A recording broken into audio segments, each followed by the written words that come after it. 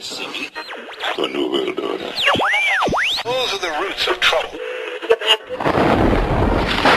I imagine that right now you're feeling a bit like Alice, tumbling down the rabbit hole.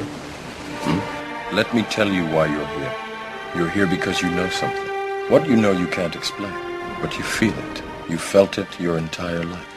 That there's something wrong with the world. You don't know what it is, but it's there, like a splinter in your mind, driving you mad.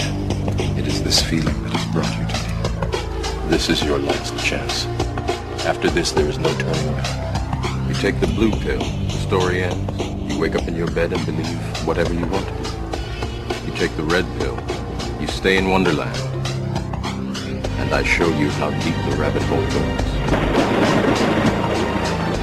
All I'm offering is the truth, nothing more. For we are opposed around the world by a monolithic and ruthless conspiracy that relies primarily on covert means for expanding its sphere of influence, on infiltration instead of invasion, on subversion instead of election, on intimidation instead of free choice, on guerrillas by night instead of armies by day. It is a system which has conscripted vast human and material resources into the building of a tightly knit, highly efficient machine that combines military, diplomatic, intelligence, economic, scientific, and political operations. Its preparations are concealed, not published. Its mistakes are buried, not headlined. Its dissenters are silenced, not praised. No expenditure is questioned, no rumor is printed, no secret is revealed. But I am asking your help in the tremendous task of informing and alerting the American people. And now, welcome to another episode of Down the Rabbit Hole. Here's your host from federaljack.com. It's Popeye. Ladies and gentlemen, welcome to another live edition. It is August 26, 2013, the Monday edition of DTRH. Tonight I am joined by two good friends of mine, fellow researchers and radio show hosts here at Unbound Radio, Mr. Aaron Dykes and Miss Melissa Melton. Welcome to you both. Thanks for having us. Good evening. I think this is the first time we've officially been on your show. Yes, even though we hung out for 14 hours straight last week. Even though we had a 14-hour straight broadcast during the Truth-a-thon. Oh my God, that was a history-making... Yeah, that was epic. I haven't listened to it since. That was a great fundraiser that we forgot to plug at all. Yeah, right? We just kept... And we actually... How odd is it that we like half the time we forgot to plug it, right? Yeah, we still met the exact fundraising goals that we were looking to meet, so... Awesome. That's because we have awesome listeners. I think there's larger forces at work. Yes, good ones. Good, we need that. It's about time, right? For sure. So how have you guys been? Oh, it's been a long time, you know, I mean... It feels like ages since we've spoken. Aaron Dykes Unleashed, only here at Unbound Radio, unboundradio.com. I talk to you more often than my mother now, so... Hey, me too! Oh, I don't know. We've just been looking into the Syria news that's being basically subjugated to the Miley Cyrus MK Ultra oblivion that's going on, so it's pretty sad. Yeah, well, it's actually a tale of two cities, and they're both full of destruction. Those are the two main topics I want to focus on with you guys tonight: Syria and that. What some people would say is they are using it as a media distraction, but what is to the trained eye a blatant ceremony of sorts, which the VMAs just seem to be. They seem to be used as these almost like a coming of age ceremony for these puppets. You know, they did it with Britney and the other one, Christina and Madonna, and then the thing that happened last year or 2 years ago, Taylor Swift, all that stuff. It's Lady Gaga. It's the same thing over and over again. You know, what did Mineta say after 3 times? He realized on 9/11 that it wasn't a mistake; it was a pattern. Okay, we're going to break, ladies and gentlemen. Don't go anywhere. We'll be right back. 1 minute, 59 short seconds. Stay tuned. We are back, ladies and gentlemen. Are you going to make fun of my song? CNC Music Factory or break music? That's No, it's awesome. It's even worse. It's even worse than CNC Music Factory. It's around the same time frame. Joe makes fun of it.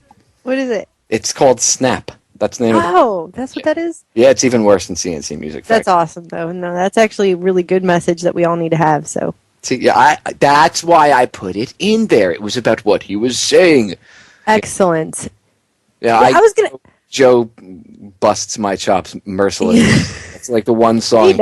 Really? He does that anyway. That's like his part-time job. That's okay. Well, some of Joe's bumper music is questionable. He's got what they call fantasy metal, which He does have that. I've been on the show 3 times. It's totally true. Right? You would like you picture people flying around on dragons and having epic sword fights and wizards flinging electricity from their tips when you listen to his fantasy metal. So, Joe Joseph, yes. He picks songs about truth mostly. That's kind of, well, and a few about the government. I think it's all just dystopic 60s stuff. Well, there's a bunch of 90s songs. No, we got some. actually. I'm a 90. Yeah, I like 90s. My stuff is like this eclectic mix of different types of music. Some truther stuff and just some stuff that, like, you know, from when I was a kid or things I was exposed to. And I was like, well, this part's got like a positive message. Yay, kumbaya. No, that's not what I did it for. I did it for the positive message part, not the kumbaya thing.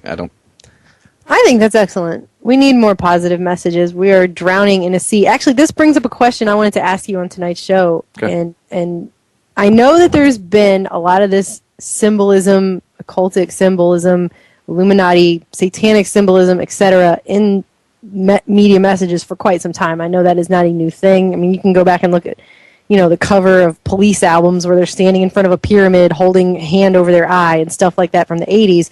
That stuff has been there and it's pervasive throughout. But do you think that it's getting more blatantly evil in your face like for the last several, it seems to me that for the last several years it's gotten, I don't think it's just because I'm paying attention, because I've been paying attention for a while. It really does seem to me that it's getting more and more blatantly evil. Maybe it's just me though. I don't.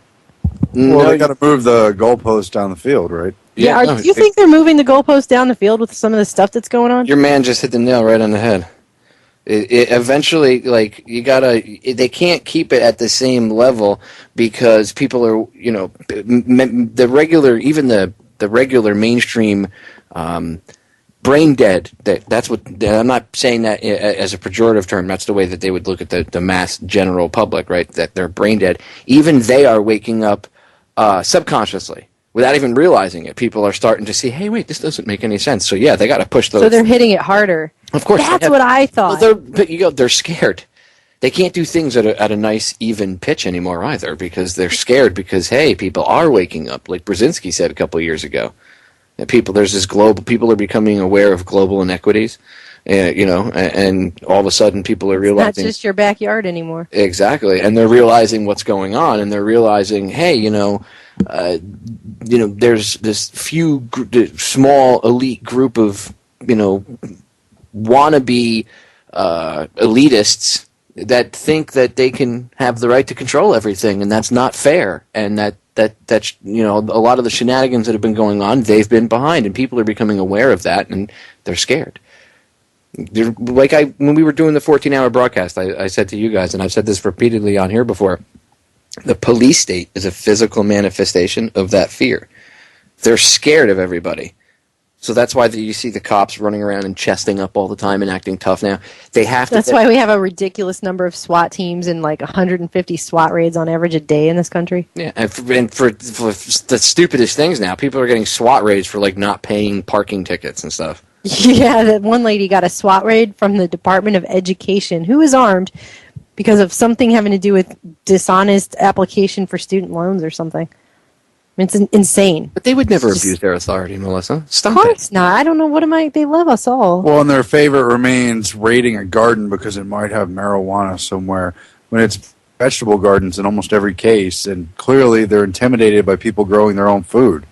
You don't want to eat Monsanto's seedless seeds that make you seedless? Well, it's weird because it's like, well, you got to wonder what kind of crap they feed the cops. Like, oh my God, if they have kale, they're terrorists. Really? I mean, you know, like, what is kale? Like, eating kale like now makes you a faction of Al Qaeda.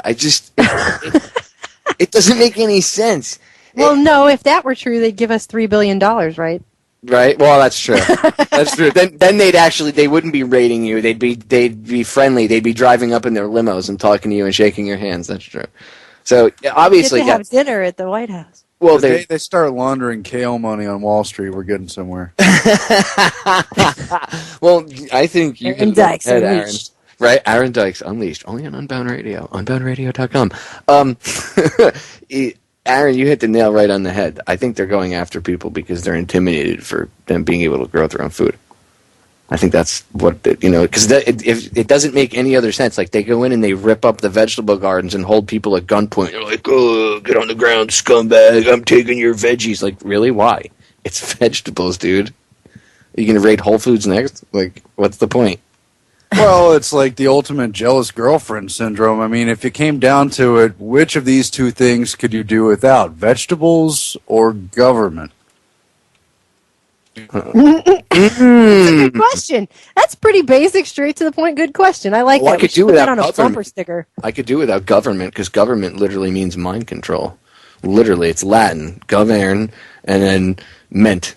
If you do without vegetables, you're going to get really stupid and then really dead. You didn't know that the word government literally means mind control. Govern. I did not know that. Can you explain that? He just tried to, but you were telling Did me I talk? something. Oh, That's okay. It's okay, honey. I didn't know you guys didn't know that. I thought I told you guys this already. I didn't. See how my brain works? I have so much crap floating around in there, and it's all useful information, but it bumps into other stuff, and then I think I tell people stuff. Okay, the word government comes from two Latin words, a verb and a noun. Govern, which means to control, and then ment, coming from mentis, meaning mind, and that means the mind. So you have to control the mind. No thanks, I don't need that crap. Have structure. See, people are like, well, then you want total chaos like Mad Max. No, you can have some sort of structure, but I don't think we need to call it government. They don't need to wash my brain while they're doing it. Exactly. I don't need someone to tell me how to think. Thank you. Nah. Well, we had just got him putting up an Illuminati symbolism in the media brainwashing type video just to show people some of the latest examples, because to us, this stuff has been getting more and more blatant and more evil, like I had mentioned to you before. And I think it's almost like with Miley Cyrus's performance being so, all over the news, and everyone's like, oh my gosh, can't believe it. It's like, it's almost cartoonish how obvious and ridiculous it is. Well, now, yeah. No, when I saw the video, my wife was like, this morning I woke up and she's like, have fun with Miley.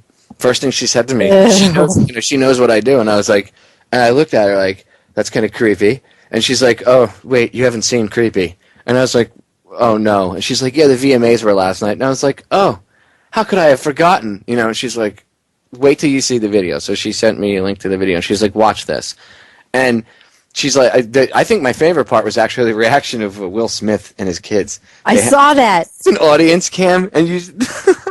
I mean, I didn't watch it. I just saw a screen capture that someone took. They all looked disgusted. One of the kids looked like they were going to just Ralph on the floor, just bleh. Oh my totally God. Grossed out. Oh, I mean, it was pretty blatantly disgusting, but I think it's interesting if you look at her, she's a product of Disney. She got on in there when she was 13 years old, and they put her in a show all about a girl with a dual personality. Straight from the get-go, it's like an MK Ultra mind control program in a television show frame. The whole thing. For children. Oh, yes. There's all these pictures you can find of Disney shows where they've snuck in, like, Ask the Illuminati on an eye chart and DuckTales and things like that. It's like, why is that in there? Why does that need to be in there? People say, oh, that doesn't affect me. I don't believe in that. That doesn't mean anything. Why would they do that? It doesn't matter. It's like, okay, it doesn't have to. You don't have to believe in it because those people do. That's why they keep putting it in there. It means something to them. These symbols are energized and mean something to these evil people that run everything. Well, here's the flip side of that coin, too. A lot of people go, well, I don't believe in it. And like you say, it's not asking you to believe in it. But what happens if the reason why the powers that shouldn't be believe in that kind of stuff, because maybe they have access to information that you don't.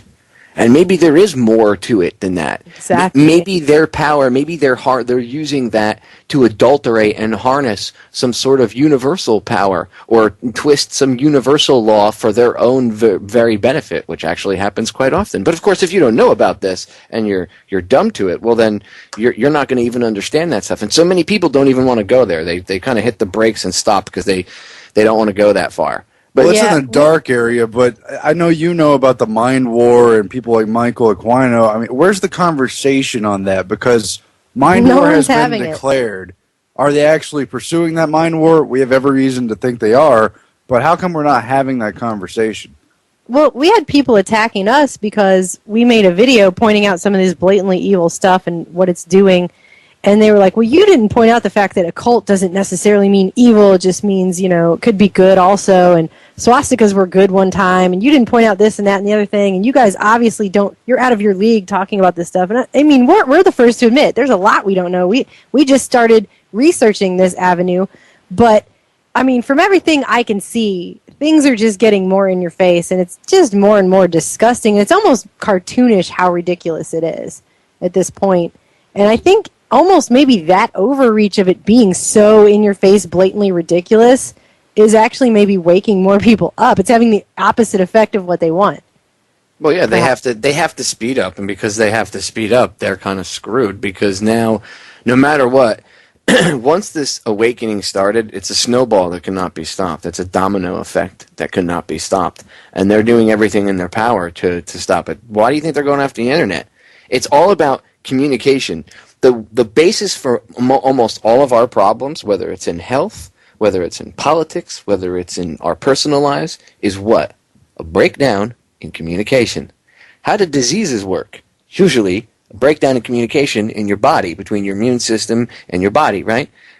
If you have lupus, your body thinks that itself is an invader and starts attacking itself. Breakdown in communication. Right? Same thing with a litany of other problems. Same thing with mental conditions, right? Eventually, if you think about it, it's a breakdown in communication amongst certain parts of the brain, right? And maybe other senses in reality. So if they know the basics, the very basics, it's not like it's a huge, thick book, the basics that they run off of. If they understand that the basics of things, breakdown in communication, well, there you go. They don't want you and Aaron to be able to have a conversation on air and enlighten somebody out in the middle of, I don't know, maybe somebody in the Middle East hears the broadcast, or maybe somebody out in the middle of Asia somewhere is tuned in, and there maybe someone out in the middle, like the Philippines, is on some rickety boat, and they have smartphones, right? People can just download smartphone apps, and they're listening to us on the TuneIn app, and they're sitting there listening to us, and they hear you guys say something, or me say something, or Joe, or somebody else on the network say something. Well, they can't have that, because perhaps you guys could inspire somebody. Can't have that. No, that's dangerous. You know what, Popeye? I've been doing this for many years now, and over again, I'll encounter a subject, and I'm personally thinking, okay, I'm looking at this, but what can I really add? Like, this has clearly been covered. Somebody else has figured this out, and that's great, but obviously I didn't discover this. But as time goes on, I'll meet people in public, I'll bump into someone, I'll write a story, I'll get an email from someone, and people do get inspired, not because it's me writing about it, but because someone's talking about it, the message gets passed along, and somewhere along the lines, lives are being changed because of this. And, again, it has nothing to do with who we are individually, other than we're willing to engage these topics, and it does set brush fires. It really does. You think all this stuff has been covered, there's nothing new under the sun. No, there is power to your engaging in this stuff. There really is. I wholeheartedly agree. And that's the reason I do this. I mean, I don't get paid for any of this. None of us get paid for doing what we do. The reason we do this is because my whole goal is that everybody will stand up and do this, and then we won't have these problems anymore, because that's the true solution, is everybody stepping up and starting to look at the problems, and once they start to do that, then we'll actually start to have a real conversation about the problems, and real solutions will actually come about. Ladies and gentlemen, I'm going to cut us off because the break is sneaking up. Don't go anywhere. Stay tuned. A few short, quick minutes, and we will be right back with Aaron Dykes and Melissa Melton. All right, so I know I said in the advertisement for the broadcast we're going to talk about Syria, and we will. We're going to get into that in hour 2. But this is, since this is the distraction that the mainstream media decides to put in our face, okay, we have to debunk it and expose it for what it really is. A, it's a media distraction to get you off of Syria. B, it's actually a ceremony, an occult ceremony, right inside of your face, right in front of you, right in your house, on your TV that your kid's watching, that your kid's downloading into their little noodle, their little brain, which they're susceptible just like you are. In fact, they're worse because they're younger. Their brains are still being molded, so their opinions are still being formulated. And people wonder why their kids have, why is my kid such a little turd? He's such a smartass. I don't understand it. Well, between the public school system and the crap they see on TV, and then all the vaccines, of course, and all the crap in the food, you wonder why they act like that. Perhaps if you took away at least those 4 negative things. The right? Children are repositories for just trauma and negative stuff. I mean, over and over. All day long. We program We do. them. Yeah, it is. And people don't even realize they're doing it. That's the sad part. Well, sorry, Aaron will be back in just a second. He just had an accident. He spilled stuff on his keyboard. So that happens. No big deal. It happens. But what I wanted to get into the Miley Cyrus thing, and the reason I wanted to bring this up, on air is because we were having a really good conversation about this off air earlier. And I think it's important for people to at least hear it so that they can at least, look into it. Now, we've talked about the mind control stuff, Melissa, a lot. We've talked about how there's, the mind control, like Project Monarch, the mind control slaves, a lot of the girls that they use, like Gaga or Miley Cyrus, they use them when they have multiple personalities, and these different personalities are brought out to act out in certain different types of ceremonies, whether it be in a private ceremony or perhaps a more public venue like the VMAs. And I think, in my estimation, I'll give my analysis of Miley and that whole debacle last night, and then we can break it apart. But in the beginning, they're on stage, and you see a bunch of teddy bears and this one big teddy bear, and it's got a little bit of transhumanism. If you notice, it's got like Geordi's visor from Star Trek. Got the Google glasses. Yeah, and it's going back and forth, right? So, and the stomach of the bear opens up, and out of the bear comes Miley, and she's dressed like a hooker right off the bat. But besides being dressed like a hooker, she's got buns on her head that really resemble, to me, the first thing I saw was horns. I said, well, she looks like a demon coming out of there. So if you look at her face, she's making demonic faces. Don't forget the one-eyed Illuminati outfit she's wearing at the beginning with the mouse with the tongue sticking out with the one eye closed. Yep. That's right blatantly in the front. But then I also noticed something else. I watched the video a few times. You notice when she comes out, she's stroking her hair as if she's got long flowing hair. Yeah, what was that? Well, I don't know. Some people could say that's part of an act, but if you think about it and you understand how this works, if she's a multiple, right, like the rest of them are, that personality might think it's got long flowing hair, and in that personality's eyes, when it looks, it might really have long. You're probably right. Ew. Because if you look, it didn't look like she was uncomfortable doing it. It literally looked like she was like stroking her hair, like all like vixen like. Yeah. But there was none. And she used to have longer hair, right? She did. So perhaps that personality... She just cut it all off, yeah. Perhaps that personality is the one that gets accessed for performances. Oh, sick. You see, this is how, once you have the Hoffman sunglasses from They Live On, and you start seeing this, it's like, ugh. You can't unsee it. So that's one of the first things I see, right? So then she's dancing around the stage, and everybody's like, what's with the bears? Well, aside from the pedo bear factor of it, the bears, to me, represented her innocence, okay? And in the beginning, if you notice, she's dancing with the bears, and then, like, within a minute and a half, all the bears are turned around, and you see the dancers, and they're all wearing red pants, red, power of color, right? Gaga wore red, so did the country singer, the one after she got made fun of for her performance, right? First she had a white gown, virginity, pure, then she comes out with red, power, right? So now the dancers are all wearing red, and they have the bear strapped to their back. Well, to me, that shows that the red symbolizes the power that, she now has, and the bear is her innocence on her back, behind her. Now she's, and that's there's always this ceremony every time. Same thing with Taylor, whatever the frick her name is. Taylor Swift, yeah. Yeah, that's what I was talking about with Kanye, where he's like, oh, then the embarrassment factor, maybe she didn't want to do something weird or strange, so to her, for her sacrifice would be her, her dignity like that, like getting made fun of. Okay? Yeah, they humiliated her, and that was like an initiation ritual, because after that she came out dressed in red just like Beyonce. Exactly, and then look at how all of a sudden the dancers turned around and then they had red pants on. This is the stuff I see. All right, ladies and gentlemen, stay tuned. We will be right back. We are back. All right, so when we got cut off, I was giving my brief, quick analysis. So I'll rewind 30 seconds. She comes out of the bear's stomach again. She comes out. And she's, doing this, what I guess is supposed to be a sexy demoness or whatever, right? Like female demoness or whatever. And she comes out, and you can see that it's not, obviously, it doesn't look like normal Miley. Her facial expressions are different. She's sticking her tongue out very long, very far, giving the obligatory Illuminati one eye salute. Notice the bear's doing the same tongue maneuver, by the way. Yep, very true. And, well, because they're representative of her.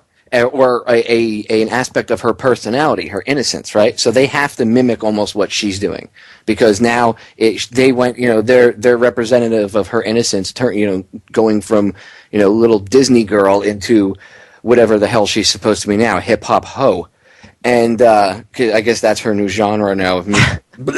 Anyway, that's what she said. She said, "I want to erase my past." Well, that's what that was. That's what that ceremony pretty much was. That's what that whole innocence busting thing was. That's why she started off again. She comes out, and that whole hair stroking thing, Aaron, I know you were muted for a second, but I want to get your opinion on that. You saw her coming out stroking her hair. Doesn't that just reek to you of that's one of her alters, and it must have been back when she still had longer hair? Like, we should actually go back in videos and look at older performances from when she's done like intros or when she's walking across the stage or whatever, and see if she grabs her hair and see if she moves her hair like that. Because I don't know. I mean, I was not really confronted with this whole Hannah Montana thing because I never saw the show. It wasn't, this girl doesn't really mean anything to me. I'm more familiar with her father, actually.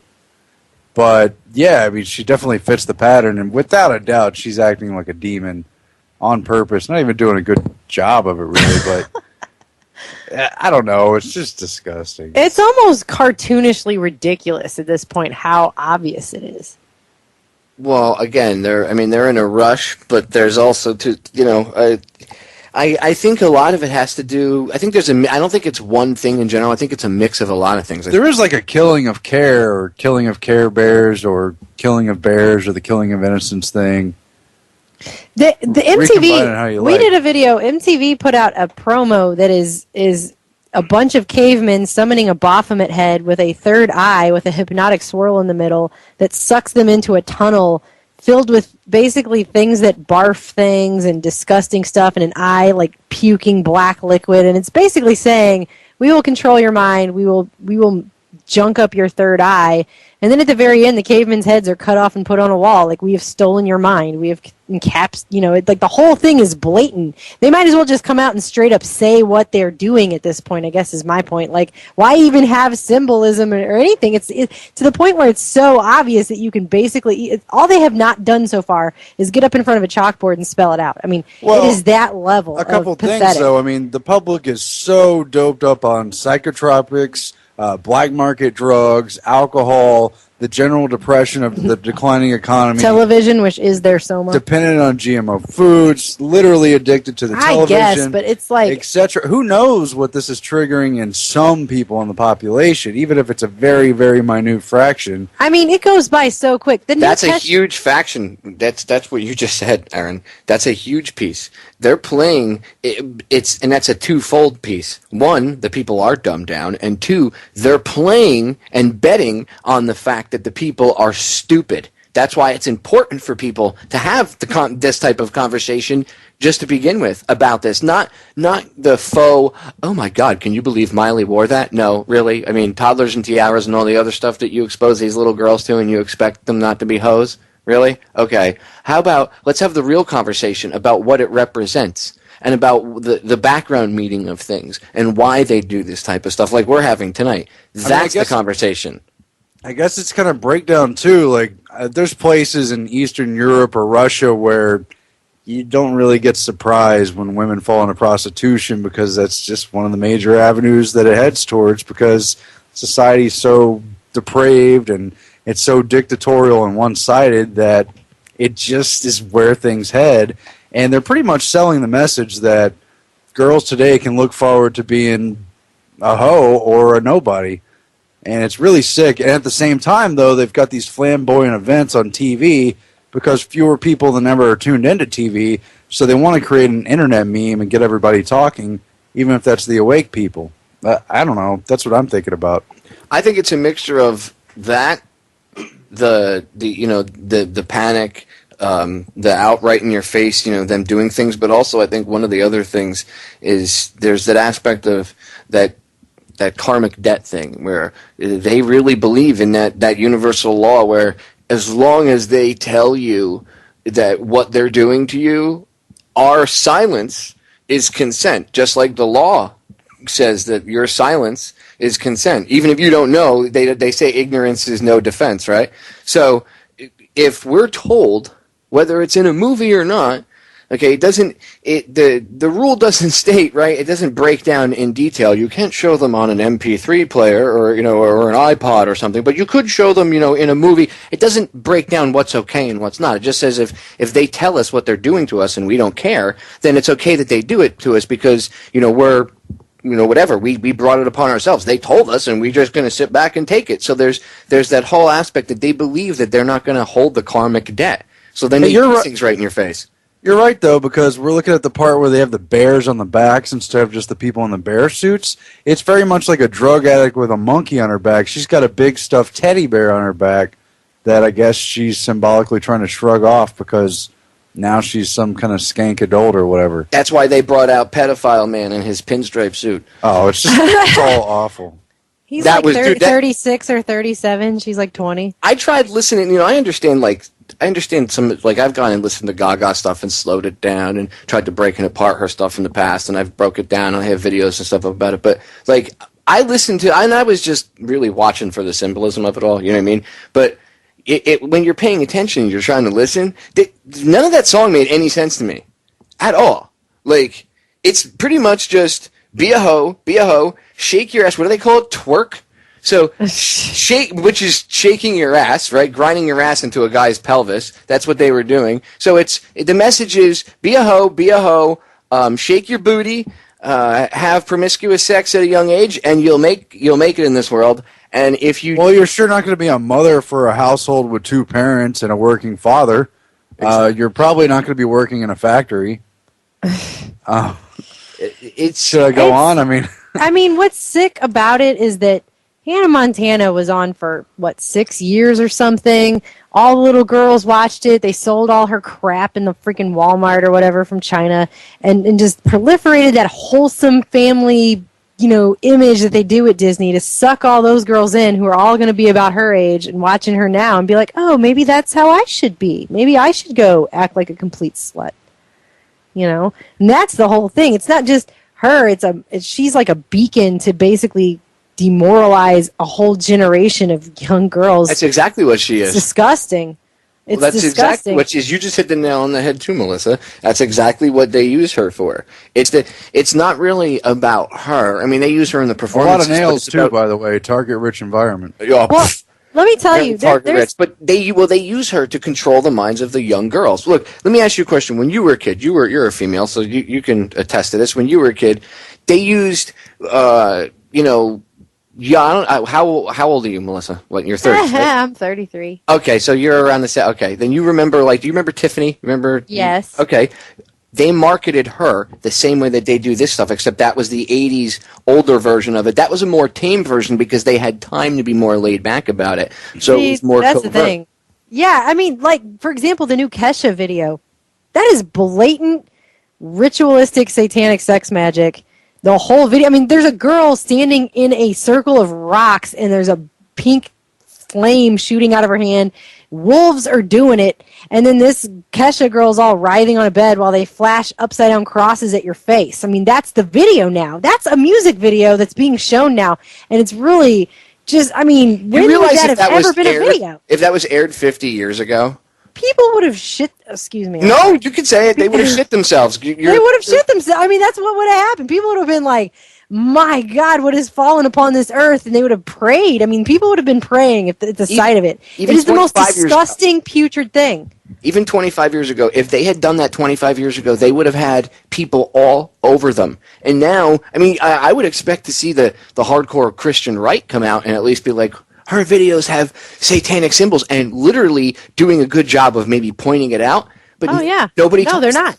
No. If you attacked another religion, if you did a video like that and attacked Islam or something, you would be sunk still. But because they're doing it to Christianity. If you made an anti-Semitic film? Oh, yeah. If you made an anti-Semitic video in that vein, you'd be having a lot of problems. But because it's Christianity they're attacking, I guess it's okay. I don't know. But that's what it seems like to me.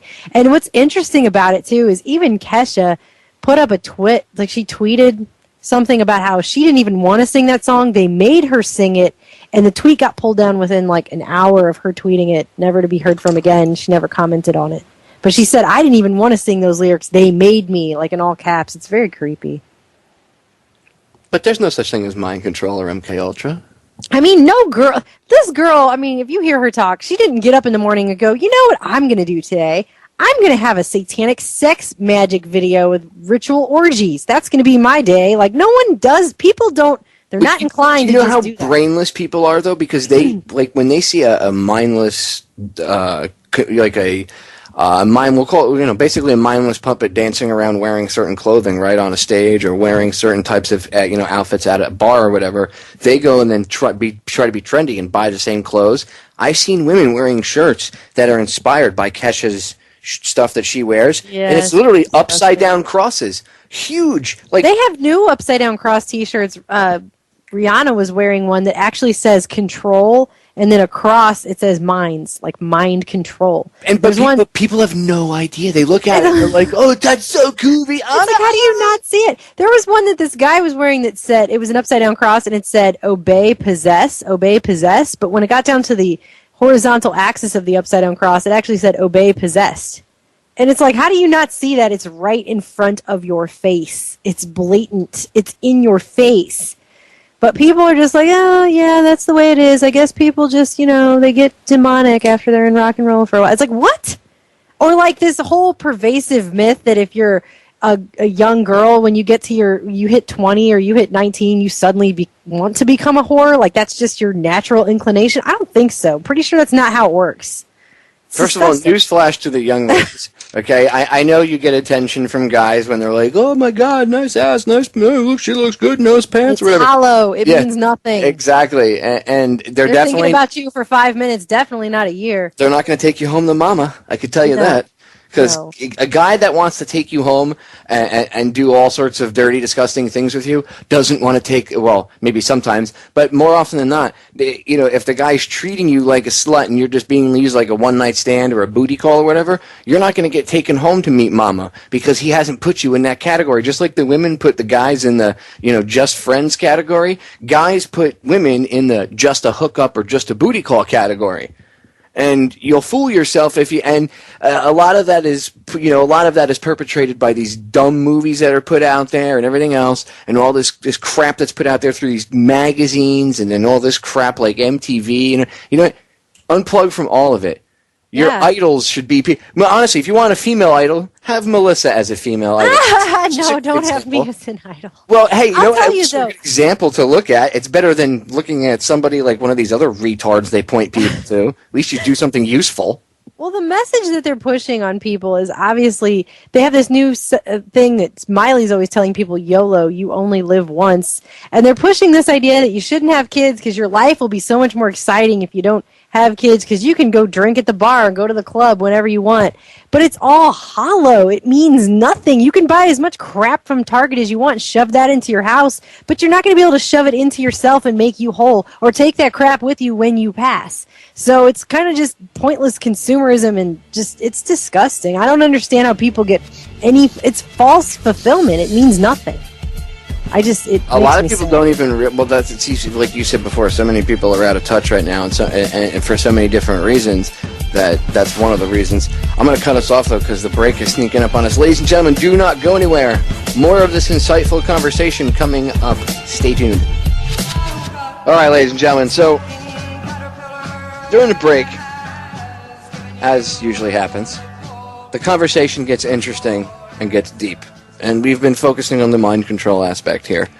So Aaron and Melissa brought something up that they stumbled upon at, which is usually how this happens, at like 5 a.m. when they were just finishing up their extensive investigation into their newest piece that they put out. And they found something that was even interesting to me and that I didn't know about. I knew that, I shouldn't say I didn't know about, I knew that a lot of this, I knew that it existed, but I didn't know that this existed and that they started, you know what, I'll just let them get to it because I'll ruin it. Melissa, explain to the listeners what you were explaining to me. Okay. We just got on putting up a piece on Illuminati symbolism in the media and how it's not called TV programming as a joke. I mean, there's a reason for that. And it was about 5:30 in the morning, and I played the piece after I finished editing it for Aaron. And he's like, "Oh, well, you know, there's that thing out there where Obama says yes we can, and there's the Yes We Can song by will.i.am from the Black Eyed Peas, and when you play it in reverse, it sounds like Thank You, Satan. It really does." Every time. And I wanted to make sure people didn't think we were just saying that's creepy and that we were making it up because there's a whole We wanted to have some proof that there's a way that subliminals work in your brain that you hear things forwards and backwards. And so you're actually interpreting them in two different ways, like once forwards on a conscious level and then backwards on a subconscious, and it actually does have an effect. And they've done studies, and I didn't put a study in there, and he's like, you should probably put a study or something so it doesn't just sound like we're picking on Obama, because other people, when it's not in a song format, can say that phrase and it doesn't sound like that. When he says it, it sounds like that. So I was like, okay, well, I got to find something. And I randomly stumbled across the American Hypnosis Association, and there's a whole section on reverse speech technology as a proof of a duality of consciousness. And it's this 16 years of research by this guy. It's an Australian guy named David John Oates. He's been on Coast to Coast. He's been on Larry King. I mean, he's been on a lot of shows with this stuff. And he talks about how reverse speech is a direct subconscious commentary on the forward speech of communication. What he's saying is that when you communicate to someone, there's what you're saying in forward, like as you're talking to someone, you're talking to them in a linear fashion, but you're also speaking to them in reverse subconsciously. And that what you're saying in reverse of what you're saying forward is actually filling in the holes of what you're saying as you're speaking. And it can sometimes work as a lie detector because it's a subconscious commentary on the forward speech. And then we're like, what? That cannot be freaking possible. That sounds nuts, right? And so we're reading through this article, and he starts bringing up, different examples, such as John F. Kennedy, for example. Whenever the television, he's got a live recording of a television announcer saying, "There's been a shooting coverage of John F. Kennedy." Yes, when he was shot, he said, "There's been a shooting." You play it backwards. He says, "He's shot bad. Stop. Look up." Like, it's, and he said, okay, that can't be true. So he starts looking through it, and he's been doing this for 16 years. And another example he had was Patsy Ramsey and her daughter, John Bonet, who, disappeared and everything. And in the interview, she says, at least two people on the face of the earth know who did this, the killer and someone they may have confided in. And then if you play it backwards, she says, "I'm that person." Ugh, like, I started getting all creeped out. I'm like, what? That's possible? And so then we were like, all right, well, if that's possible, let's put some famous speeches into Audition and flip them around and see what's going on with that.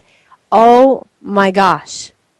We were so creeped out at the stuff that we found. I mean, so wait, what did you do? You just put it, if you open it up in an audio editor, or you can even use a video editor to do this. Would you just invert it? I took, for one example. No, but how'd you make it reverse? Would you just invert it? You flipped it? Yes, I reversed it. It's a basic function in several programs. Yeah, it's a basic function. I have Audition on here because I have Creative Suite. No, I just asked because I know what's going to happen. I know how to do it in mine, but I know people are going to be like, they're going to ask, well, you guys didn't cover it. And if I forget to say it, I know one of you two I'll tell won't. You, so. I put it in, for me, I put it in Audition, and I hit reverse. And then I go into time and pitch, and I slow it down so I can actually hear it. And then but I keep the pitch a little high so it still sounds, because if you slow something down, it's like blah blah blah. You can't really understand it. So I raise the pitch a little so it still sounds like a human voice and not some crazy demon voice. I have heard things that I just cannot explain them in any other way. And I've looked at Aaron to see if he's hearing the same thing that I am, and we'll say the same phrase right after we listen to it. So obviously I'm not just hearing it for myself. He's also hearing it. You know what magic is?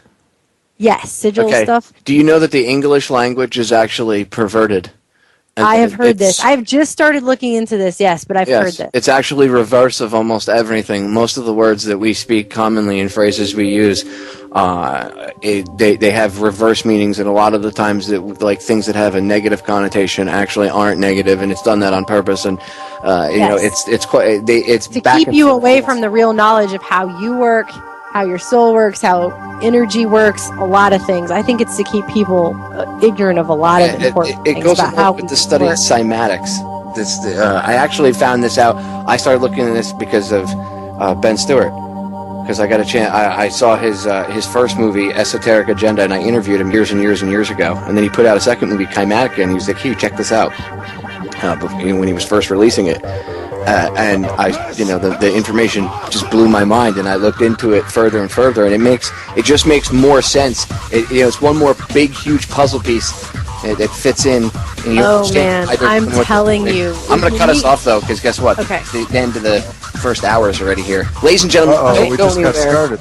I know. Ladies and gentlemen, don't go anywhere. 59 short seconds. We'll be right back. Stay tuned. Ladies and gentlemen, we are back with hour number 2 here on tonight's live edition of Down the Rabbit Hole. It is August 22nd, 2013. I am your host, Popeye, from FederalJack.com. Hanging out with me tonight is Aaron Dykes and Melissa Melton. And by the way, I did not plug you guys at all, and I should have in the first hour. I totally forgot. I plugged the website really quick, but plug the site, the YouTube channels, Twitter, Facebook, radio show times, and everything else. Go ahead. Shameless plugs. TrueStreamMedia.com on YouTube. We're youtube.com/TrueStreamMedia. Didn't fit on Twitter, so we're Twitter/TrueStreamNews. Google search Aaron Dykes Tangy Tangerine. Dressed like an orange. And what else are we? Our times. We're now weekdays on Unbound Radio from 6 to 7 p.m. Central, 7 to 8 p.m. Eastern. So.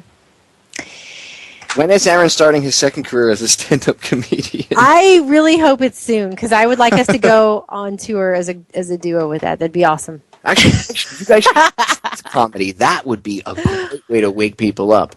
Like a modern-day power couple of truth that could go out and do comedy together. Like, we don't have any more truth comedians. But we'd be like Bill Hicks, and they'd give us pancreatic cancer and kill us. Oh, don't say that. That's horrible. Yeah, but it is horrible, but I think that's what they did. He was my age when he died. I mean, that's... How weird. He was 32. He was 32, actually, I think. Yeah, I know. He was younger than I. Because, all 32-year-olds just get pancreatic cancer when they're walking around telling the truth about what's going on. That's how it is. The stuff he was telling was deep. Like, honestly. It was very deep. And he was telling it at a time that it was like, that was like really bad. Like, if you look back to when Bill Cooper was on air during like the 90s and he was talking, compared to us being on air now, a lot of people are like, well, how come, people don't get killed now? Well, it's much different because Bill Cooper was like one in the wilderness. And now it's not like that anymore because he inspired future generations to stand up and fight. And now look at them. They have to change their tactics because it's not as simple as it used to be. And then when they killed him, that was an even bigger mistake because they killed him and then they made him a friggin', what do you call it? A martyr. And, a martyr is much stronger than even Cooper was when he was alive. Him being a dead martyr makes him much more powerful of a figure for people that want to continue and push forward with the truth, and that's what they did. So this is why I'm saying you need an archive thing. You basically get an iPad-type tablet device, some kind of solar charger, and like a hand crank, and you get either a big enough flash drive or some kind of motionless hard drive, and put all your archives on there. Bury that thing in the desert. Oh, dude. Part of you will live forever. It'll probably cost...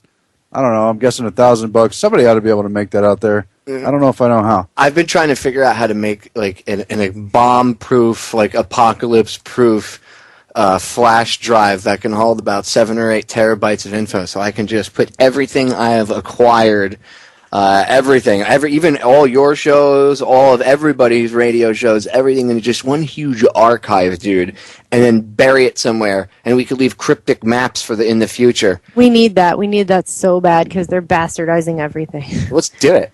They're going to come back to if there were, obviously we're a little blue dot in the middle of a huge ocean. And if someone came here, they'd be like, oh, they had the internet and they used it to look at pictures of kittens. I say that all the time. We're going to get judged in the future. They're going to be like, really? Really? You had access to all the knowledge of mankind, and you guys looked at kittens and people kicking themselves in the balls. Well done. Ladies and gentlemen, We're going to break. We will be right back. All right, we are back. So, Melissa, can you give the audience the name of that technology or what it was called again? What's it called? Yes. Reverse? It was, let me get back to my reverse speech technology. There's a whole page on it on the American Hypnosis Association website. It's food for thought. I mean, we were able to play clips of ourselves when we went on our past job, when we were on the nightly news, telling people, you need to do this right now. And we said some stuff to people in reverse where we were like, really, seriously, guys, listen to us. It was almost like we were begging people to hear what we were saying. We're like, these are the real terrorists, in reverse. And it was all sincere, but it's something that you don't even realize you're communicating. But it's not the way it sounds. I mean, you know what you hear when you hear something in reverse. I mean, it doesn't sound like I'm talking to you now. Obviously, it's reverse, so it's a little bit different. It's like Twin Peaks. It's a little open to interpretation. Yeah, it's like Twin Peaks. It's like in Twin Peaks when they showed the people, and they went to that dream world with the little midget and the giant, and they had the Masonic floor and the red curtains everywhere, and they were talking in reverse, and you could understand it, but it was kind of weird. That's exactly what it's like. I mean, I was able to put just randomly, I went and got an Obama speech on jobs and the economy, and he's like, we know the economy is doing better for the first time in such and such. You play it in reverse and slow it down, it's like slavery is now. That's what he says. The economy is getting better. That's what it sounds like forward. Backward, slavery is now. That's what he's saying to people. Although a lot of the stuff that he says and some of the other things I've looked at just since we found this out, it's all about how he's the savior. He's going to save people, in reverse. Well, I want to point out... And, wait, no, I got to tell him this too. Only on Obama's speeches, not in other people talking or other people talking into microphones at podiums, but just in Obama's speeches, I've noticed what almost sounds very faintly in the background when you slow it down, like monks chanting behind him. It is bizarre. It makes your spine itch. It's just wrong, Now, sorry, I didn't mean to cut you off, but I was just I got to get that out there because I was able to play several of his things, including his very first, what we consider his first run for president, the 2004 DNC speech. And there's literally a choir behind him. It's very faint, but it's there, and your subconscious is picking it up if you're listening. Well, you guys said you played clips of yourselves, right? When you listened to them, did you remember, did you hear anything that you were like, oh, wow, that's actually what I was thinking? I mean, I heard something that really embarrassed me, and Aaron was totally laughing at me, but I used to get really nervous when I'd go on the news, because sometimes they'd throw me on last minute, and I didn't know it was my turn to go, and I was like, oh no, how am I going to do? And I'd be real self-conscious about it, and Aaron's always giving me a hard time about that. And there's one where I'm actually, telling myself that I'm doing a good job as I'm talking to the audience. In forward, I'm saying, the news, I'm going through the news and I'm making a joke about Napolitano. I'm calling her, Queen Napolitano with, a snooty attitude, kind of, trying to be snarky, But in the background, in reverse, I'm telling myself, good job, you're doing good. It's really bizarre. Mine was different. I was talking about I was warning how Napolitano had basically threatened a new terror attack because of the sequester. This was before Boston. It was before Boston, and it seemed to be what she was talking about, so that's what my piece was about. And I played back segments of it, warning that this was a veiled threat for a new terror attack. And it's like a poem that my subconscious wrote, but I could have never written consciously. It said, there's no mirror, there's now monster shepherd. And think about that in terms of Homeland Security, a monster shepherd. The great myth that with terrorists you can end the war. The great myth that with terrorists you can end the war. I guess it's all open to interpretation. That's what he said but backwards. We listened to it just to make sure that we weren't crazy because it was late at night. Wow, you're a poet and didn't know it, Aaron. It's what it's like. Well, it's literally on that level. I mean, it's related to the diatribe I was giving, but maybe those words are not consciously in my Perhaps what head. you're hearing is your subconscious voice, and you are, and this is, all joking aside, you are a very deep thinker. So who's to say that you don't have a poetic side to you that can, maybe that's how your subconscious thinks. I mean, honestly, I'm not, and you're my friend, but you are a deep thinker, so perhaps you don't know. Maybe that's exactly what your subconscious sounds like, dude. Right? So you never know. Well, I'm a little afraid to even look more into it, but at least in regard to myself. But I want to make the distinction. This is not the stuff where you have the backmasking of rock and roll. I guess that goes on. I'm not trying to dispute that. But this isn't... That's more deliberate, where they actually put something in, like when Jay-Z said murder Jesus. They actually put that in there to make it sound that way. That's deliberate. This is different. This is subconscious communication. The argument is this is your subconscious commenting on the things you're saying, and if they're untrue, it could give away that you're lying. If you're telling the truth, it's kind of your own commentary on what you're saying, or something you're responding to. I wonder what... Dude... I wonder what my brain would say. I'm going to have to go back and do this and play this. Well, we're going to try and spit one out to play before the show ends. But yeah, we've I won't name names, but we were able to put a message from a certain person that we know telling us something. I won't name any names here. We were able to play that backwards, and we were able to find several places where he was directly lying straight to our faces over the message. So that should tell you. Creepy. But see, yeah, it is. It's an unbelievable power. It's an unbelievable power, and they act like we don't have a subconscious that functions on any major level. They act like our brains are only 9% or some crap. It's not true. What is it like 92% of the time we're or 90 something percent of the things that we do or the things that we think or the actions that we do come from a subconscious level. There's only something like 8 or 9% of you know what I mean? I'm here, conscious thought. The rest of the 90-something% of the things that our brains do is on a subconscious level. That's why they nail us with TV and the flicker rate and everything else. I mean, who knows? But look at our history. We're tapping into archetypes, human behavior, repeated things, and we relate to those things, but we don't fully consciously know what's going on with all that. I mean, I was able to play back the clip of Keith Alexander at the NSA. Did I say this part already? I can't remember what I told you offline. No, you told me this off air. You said off air. Okay. When you guys played this it back. This is one of the better examples. Maybe I should spit this one out too. But I spit out the creepier one. But I'll spit out that one too. But yeah, no, he's on there and he's saying, we've had 54 examples where this information, being the data they're skimming from all of us, unconstitutionally, was able to pinpoint a terrorist. You flip it, and the very first thing he says is, "It's bullshit." That is the very first thing. You can clearly hear bullshit. Actually, I was playing it, and my teen daughter walked through here, and she went, "Did you just listen to some guy say bullshit?" She heard it just passing through. She could hear that it said bullshit, and she wasn't even paying attention to what I was doing. And I was like, "Whoa, you heard that?" So it's not just me, obviously. So I'm going to maybe I'll spit that one out too.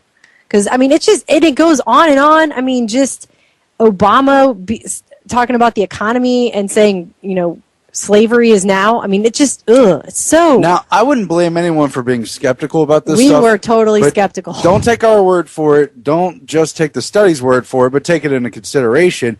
Get some audio for yourself of a world leader, an event that you probably have a lot of knowledge about, like 9/11, or the day that they announced some big attack, or the day that Bill Clinton... Oh, what about Clapper? Yeah, exactly. Clapper. We did Clapper, where Clapper lies to Congress, and he's like, that whole thing where he's like, no, we're not taking the data. Well, this stuff kind of comes in a partially nonsensical dream language. It's open for interpretation. You may not find meaning in everything. If you watch Twin Peaks, you will understand what it sounds like. If you watch Twin Peaks, you'll know what we're talking about. Clapper... Actually, it was Wyden, right? Is his name Wyden? Senator Wyden? I think so, was questioning Clapper in the congressional testimony. Ron Wyden. There is a point where you hear him straight up say, he either says, I think he says, "I'm with you." So what he's saying is, you can clearly hear it, "I'm with you." I'm going to give you a softball question. He's questioning I'm Clapper. On your side. I'm with you. He's mentally reassuring Clapper that he's on his side in this. It's basically how it came out. I'm just saying, like, you can clearly hear it. If it doesn't exist and it's not there, then how come I can hear it? Someone else in the room who I haven't communicated that to can also hear it, and someone just walking through picks up on it. I mean, that's the creepy part. I mean, and there's areas where you play it back and you can't understand what's being said, but you do sense that it's some kind of language other than just being reversed. It's very interesting. It's at least, here's the thing. We can't all sit around and talk about how awake we are if we can't open our minds to the possibilities. That's the thing. And so exactly. I tell myself every I'm not day even trying to get into unprovable stuff, but it's very suggestive material. It's the idea that someone's commenting on their own speech subconsciously as they say it. I mean, our body language gives away some of our real meaning. We say what we say, but body language can many times give away what we really mean. True. If we're shy or embarrassed, or if we're lying, or, you know, if we have warm, fuzzy love feelings, etc. And it all is tapping into the archetypes. That's part of the common human experience. Carl Jung described it. Joseph Campbell continued the conversation. And that's how they get us to perpetrate this whole, what does Ike call it? He's like, we're living in a video, right? Like a movie. That we all perpetrated ourselves. And people don't even realize it. That's how, you know, people are sitting there constantly using word magic against themselves, and they don't even realize it, right? Right. Well, if you think about how your subconscious works, you think about your conscious mind and your subconscious mind and how they're always talking about one is the inverse of the other and your left brain and your right brain. I mean, if you start to think about some of those just as themes, it makes sense that that would be the case because you're always taking in all information all the time. You're just not always directly analyzing that information. But this would explain a lot. It would explain why they think that babies can communicate with each other even though what they're saying is supposedly just gibberish. It would explain why when you're with your significant other and you sometimes both know what the other one's about to say, like that would all be explained by this if it's true. Well, it's like my wife and I have, you know, we've been together over 8 years, and we could be in a crowded room 100 feet apart, and I could look at her from across the room, and without saying a word, she'll look at me and I'll look at her, and we know what each other's thinking. Exactly. That's exactly correct. And look at even modern society. There'll be people who tell you, I know what I like. I like this kind of clothing and this kind of food, and I like to go to these kind of places. But you don't realize that you've picked up on those preferences from the advertising machine. You've picked up on it subtly through shows and role models in the media and places in the newspaper. What you think about that stuff. And we don't realize how some of our opinions and thoughts are formed. Well, exactly. We're programmed. That's what I've looked, especially children. That's what I was referencing earlier. Their brains are so malleable. I mean, look at how many people have you had a conversation with, Aaron, where as you're talking to them, you're like, talking point. I saw that on the news last night. Talking point. Yep. And then you point it out to them and they're like, no. And then you're like, okay, then where did you do your research and get your opinion from? Well, I saw it on Fox News. Exactly. And you can pick up on it from someone who reads even an alternative media website, but you can especially pick up on it from a habitual TV watcher. You could tell someone who gets very little information outside of their TV box. You can tell. Well, you just brought up a good point too. There's also the danger of if you rely on, I wouldn't rely on one source of information, for your alternative media. Go to multiple places, and if you hear something, go research it for yourself. Don't just take it at face value because, well, it's alternative media. They wouldn't lie or whatever. Well, sometimes they go with stuff because for whatever, maybe there's a reason that they run with it, or maybe they actually think that that's true and it's not. So always do your own research. Like Kennedy used to say, trust but verify. Go do your own research. I don't want anybody to think that just what we're saying here tonight.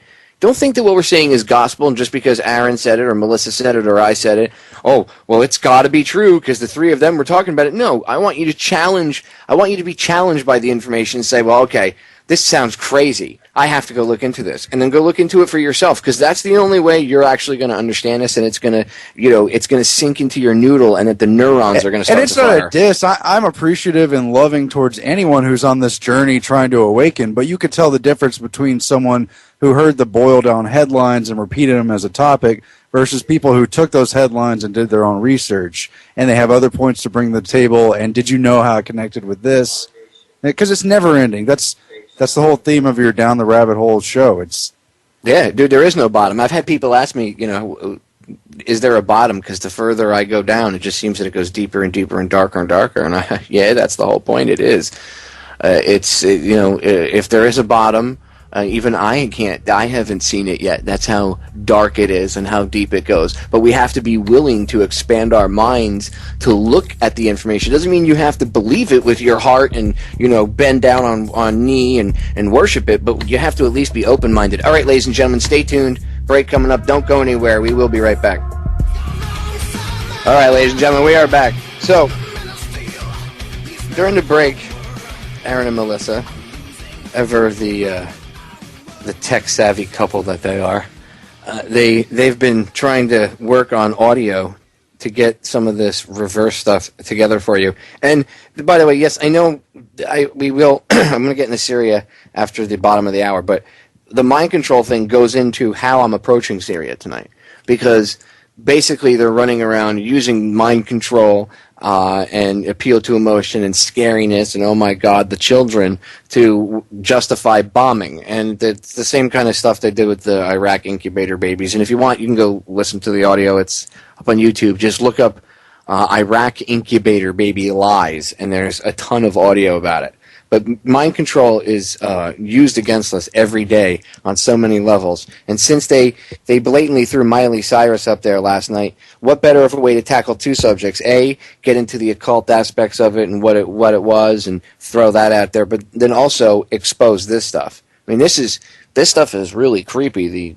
Well, and this is how they get people to go along with Syria. I mean, if they're using this, if this is something they know works. I would love to play John Kerry's speech backwards. The one. Oh, we're going to do it all. I think what we're going to have to do, I mean, we're just going to start doing some of these reports. I mean, there was a time when we first started this, after we left our last previous employment, which most people are aware of what that was, where we were like, oh, there's some things we just can't talk about. And it's like, no, you know what? No, there isn't things we can't talk about, because how it should be is our minds are open. Every day I learn that I know nothing, because there's so much more to learn. And that's how it really should be. We need to keep an open mind. And so I'm just going to report on this guy, David John Oates, and his research, and then show some clips of what we found and see if other people agree. If they call us crazy, then so be it. I'm not doing this because I care about every single person's opinion of me. I'm doing this to try and enlighten people and open their minds to the possibility of, what if this is true? What if this is something that works? If that's the case, then what else do we not know? I mean, that's the real question. But what's interesting about this is we're not asking the question, did some hidden cadre of elites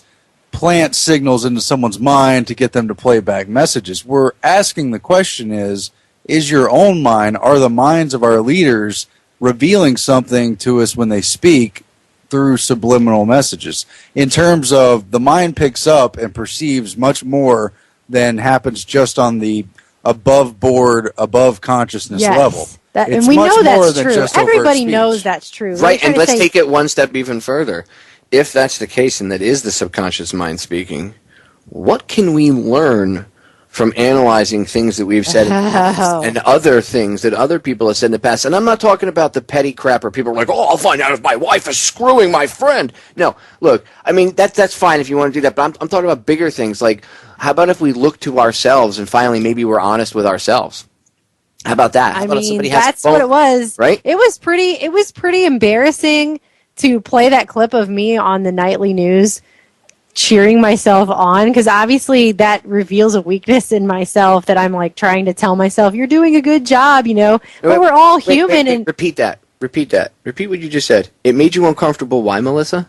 Well, because I'm exposing I'm exposing myself. I'm exposing a vulnerable part of myself. You're exposing a weakness within yourself that you don't like, and it scares you. That's why people that's one of the biggest problems, is people won't face the real problem. That's why I say the solutions to our problems are an inside job. That references, if we look to ourselves, if we look within ourselves, you're going to have to face your demons and stuff. Once you face that stuff, okay, life is different. You start to look at things different.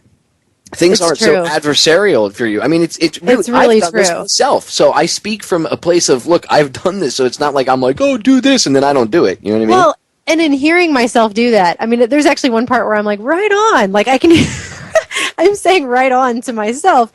But in doing that, it's like you reconnect with the really human part of yourself. And if other people hear that, they connect with it too, because everyone has these feelings. Well, we've all told lies. We've all done things we're not proud of. And we've all engaged in behavior that we wouldn't endorse publicly. But why do we keep endorsing leaders that we know are completely corrupt or much more corrupt than the average people we know?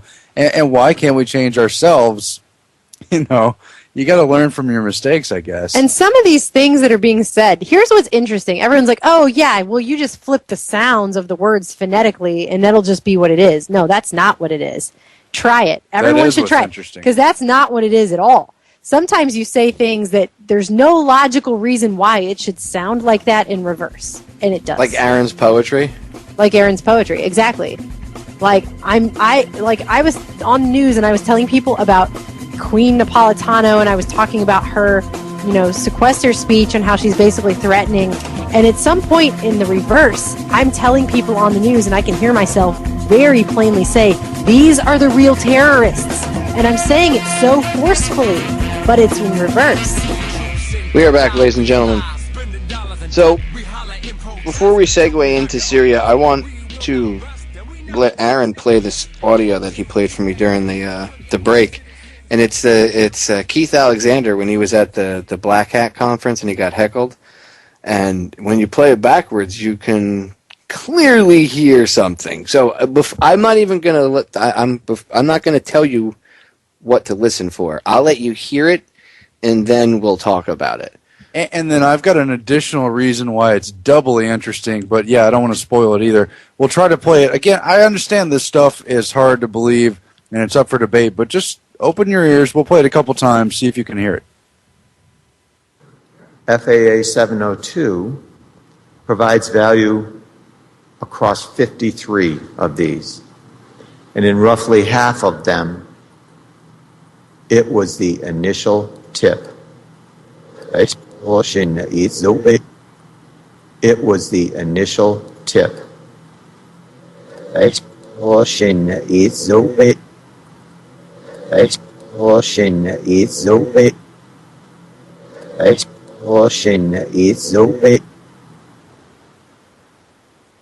All right, I really don't know how well that carried over radio at all, but it's interesting. It came out clear here on my end, so as long as it came out clear here, I'm sure that the listeners heard it pretty clear. Now, I'll tell you what I heard. I heard him say, it's bullshit and it's stupid. That's what we heard. That's what I heard. What was said to him when he got heckled at that exact event, moments later in that speech? Bullshit. Yeah, that's what I was thinking earlier. I was like, wow, that's... And what was his response? It's not that. It's not that. It's not that. Mm-hmm. It's interesting because this stuff goes on subconsciously. He knows he's telling a lie. He's been caught lying many times. He lied in Congress. I'm going to tell you, you want to hear the most chilling things. I put Bush's 9/11 speech from the night that the 9/11 attacks happened, and he went on air and he was talking about how, they're not going to test our resolve, blah, blah, blah, blah, the terrorists, whatever. That thing is filled to the brim with creepy... I mean, one of the times he very clearly says, and I think we have that clip if you want us to play. We don't have to, but to me, it's very clear. He says, wars are the crime of the elites. I mean, he straight up says that. And I played it like so many times. I tried slowing it down. I tried making it faster just to see if it sounded like anything else. And if you have it ready, you can play it. Yeah, go ahead. Do you want to play it? Honestly, it took me a while to get into the cadence and kind of the rhythm of that backwards speak and try to interpret what I thought I was hearing. And so we played it 3 times. You might have to play this a whole bunch. I think it's halfway through there because I think I put it on there in backwards, but sorry. But if people want to mess with this, as far as I know, it's not like dabbling in spirits or something. You're just literally listening to playing something someone's speech backwards. I mean, but if you listen to it for a while, you'll start to pick up on what seems there's something being said. It's not just gibberish. Let's try it. These acts shatter steel, but they cannot dent the steel of American resolve. One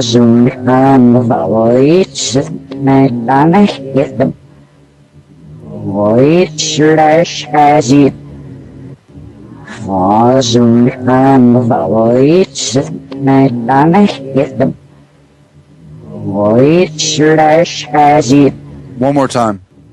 All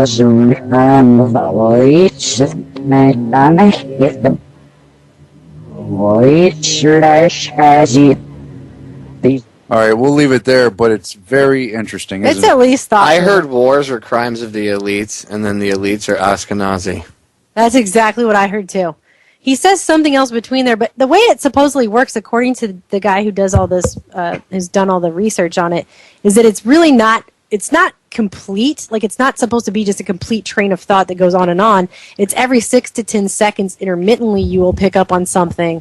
But I have noticed in the president's speeches, specifically George W. and Obama, there's almost, in some cases, a continuous train of stuff. It's different. It's like if I just play myself, I can hear bits and pieces of things that make sense.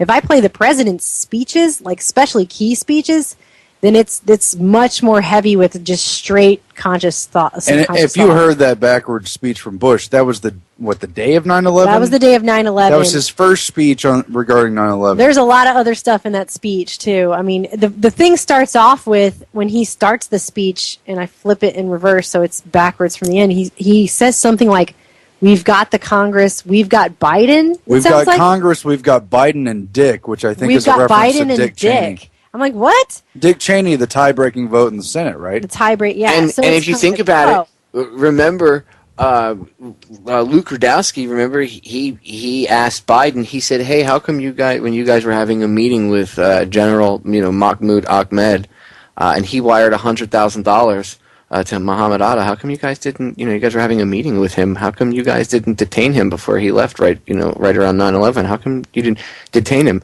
And what did he say to Luke? He said that he brought up something about Khrushchev. I mean, why the hell would you bring up Khrushchev if this guy's an ally in the first place, right? But I mean, Biden's such a tool. Honestly, when we get off air tonight, I'm going to take Kerry's speech on Syria that came out today. I'm going to go back and play it. I'm gonna do it. I want to do it. it. I haven't done his speech either. But he also, Bush in the 9/11 speech says a bunch of other sentences. There's one that sky is the limit with terror. He actually says that. And he separately at one refers point, to sky terror. He does, and he says at one point, this is a necessary war. The easiest way, by the way, for people to listen to this and start to pay attention to audio, and this is how I do it, okay? And now I like when I get into like editing audio and stuff and like off-air interviews and stuff that I've done, I will purposely go and disconnect myself from websites and stuff and just get into audio editing mode where I'm focusing on nothing but the audio. And there are times where I'll close my eyes and just let my ears do the seeing for me. It's something I learned to do when I was a child. I can literally, so after I've scoped out my environment and I know I have a visual of it, I can actually tell what's inside the environment and moving around just by closing my eyes and listening and paying attention to sounds that should be there or should not be there. Well, over the years, I've learned to be able to tear apart audio. I have this thing for audio. I could tell you like what different cars sound like when I was a kid driving past my house, who was pulling in my driveway. It's just weird. So the only way I could tell people to be able to have somewhat, I can see this stuff like that, but other people can't. So the best thing to do is if you're listening to this stuff, turn off, the television or turn off the computer monitor, or at least disconnect or minimize everything else except for that piece of audio, and just listen to it. You can get Audacity, by the way, which is a free program. It's a free audio program. You can get it online. Just go on, look up Audacity. I think it's audacity.com or something like that, but just look it up. In fact, I don't think that's the name of the website. I think it's something else. But Audacity is the name of the program. Anyway, it's a free audio editor, and if you get the audio, you can flip it and start to do this stuff yourself. I mean, we just came across this, but I mean, everything so far, not everything. I mean, and it's not every second, but I mean, even Napolitano's speech, she refers to herself as a dark shepherd. She referred to an open wound when she was talking about terrorism and stuff. Yeah. She totally referred to the phrase open wound, and that DHS, like she said she Homeland Security, is a dark shepherd. Obama says the word Hitler quite a bit, by the way, also, I've noticed. And just to reiterate, I just want to put it into context again, if people didn't hear us, you have body language. You're conveying messages all the time, apart from those that you say verbally.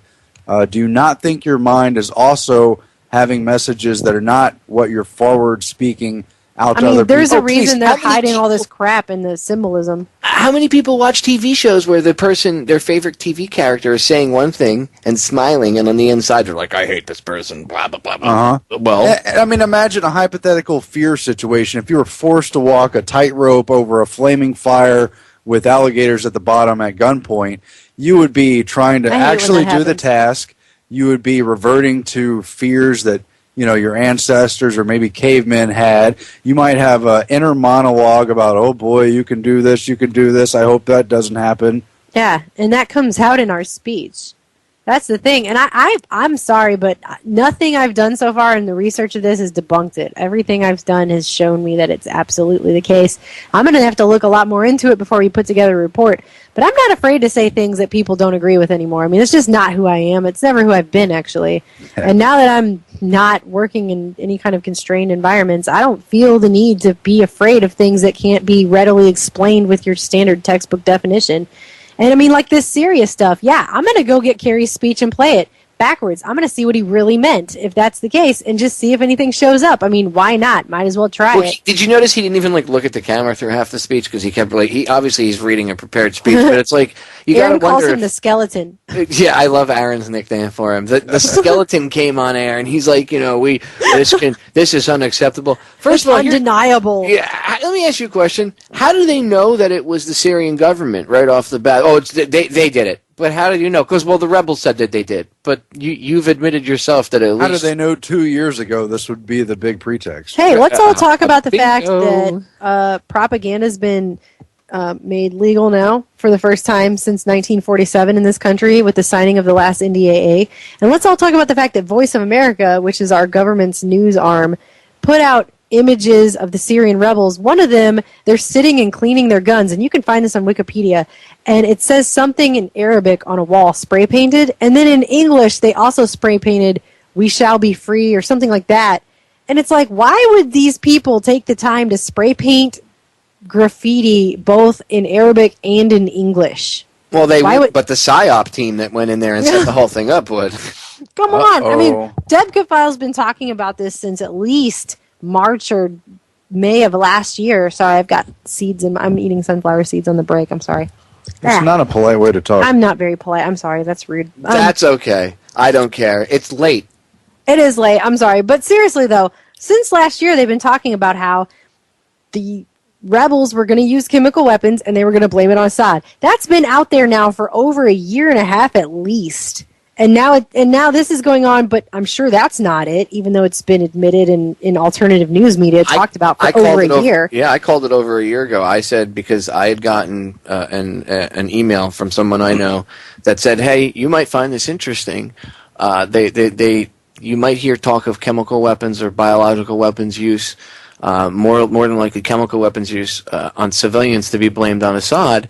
Just so you know, the U.S. military is bringing chemical weapons in and is supplying chemicals or the stuff that they need to the quote-unquote rebels, right? Well, it definitely couldn't be the ones that disappeared from Libya after their unfortunate demise and then went through Turkey. I mean, that totally couldn't be it. Oh, you mean the ones that they killed the ambassador over? What was it called? Oh, Benghazi. The whole Benghazi scandal that they don't want anybody to talk about? I mean, that wasn't because they were running Benghazi? guns, right? We're going to check Hillary's speech, too. We're going to so check Hillary's testimony where she says, why does it matter, or whatever.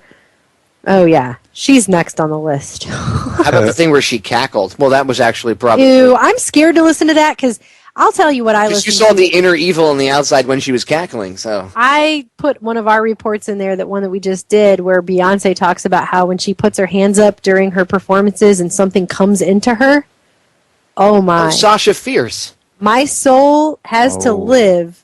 This is what she says. My soul has to live, but there are monsters. Like, it's really, like, there's a hidden monster. That's what she says. That is what the backwards speech reveals. She says... Sasha Fierce. That's her other side. She says that's, when she goes on stage, that's who does all her dancing and stuff. That's but this comes out in the backwards speech. She says, my soul has to live, but something But there are hidden monsters. I'll tell you, if you look at her at the Super Bowl and you slow it down, there's a guy who's done it. It's Beyonce's Possessed at the Super Bowl. If you look at this video, he slowed it down.